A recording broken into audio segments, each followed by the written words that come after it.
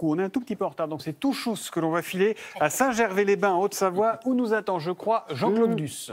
Oh là, ah quel non, beau c'est Julie, paysage dis donc. magnifique. Bonjour Julie. Vous êtes ce matin à Saint-Gervais-les-Bains pour nous parler d'une tendance, les skis en bois. Julie, vous savez qu'on est en 2022, hein, on a fait des progrès depuis. Oui, on a fait des progrès. Moi, en revanche, à ski, c'est pas gagné. Juste avant de partir, je vais vous montrer quand même ce lieu magnifique où on est. On est au pied du massif du Mont Blanc. Regardez bien, on est à Saint-Gervais-les-Bains, ce massif qui est assez incroyable juste derrière. Je ne sais pas si la caméra peut nous montrer. Voilà, alors si on est venu ici, c'est pour vous parler bien évidemment de ces skis en bois. Je me lance. Vous savez que les stations de ski ouvrent petit à petit depuis une semaine. Et là, on est sur la première neige qui est tombée vendredi et on teste ces fameux skis en bois.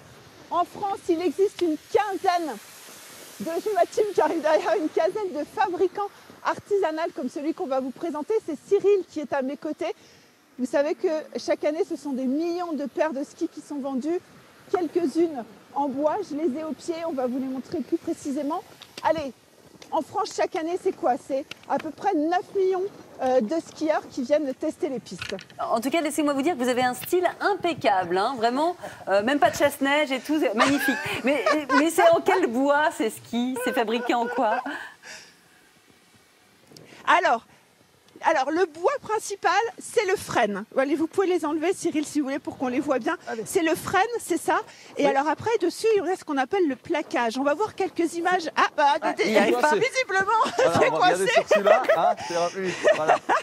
En fait, ce qui va vraiment changer, c'est le plaquage de finissant que je vais mettre dessus. D'accord, voilà. Ok. Donc ça, c'est le plaquage. Mais à l'intérieur, c'est vraiment on voit en sur bois. la tranche les différentes couches de frêne dessus. C'est ce qui change finalement des autres skis.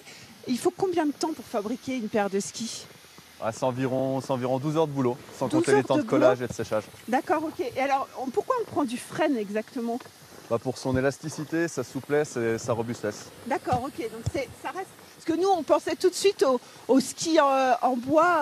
On s'est dit, ouais, ça va être dur. Mais en fait, ça reste élastique aussi. Ça reste élastique, oui, bien sûr. Et ça renvoie l'énergie. C'est le principe même de cette essence de bois. Vous êtes lancé en 2012 à peu près, c'est ça? C'est ça, j'ai racheté la marque à M. Tardy en 2012. Ouais, donc il faut être menuisier quand même pour se lancer là-dedans. Un petit peu quand même, ouais. Faut aimer le bois, c'est ça. Ouais. Et ça prend une ampleur incroyable. De plus en plus, alors ça reste un marché de niche, mais de plus en plus, on est de plus en plus de fabricants en France, tout ça et tout, et c'est bien. D'accord. Vous en vendez combien à peu près par an, des paires de ski?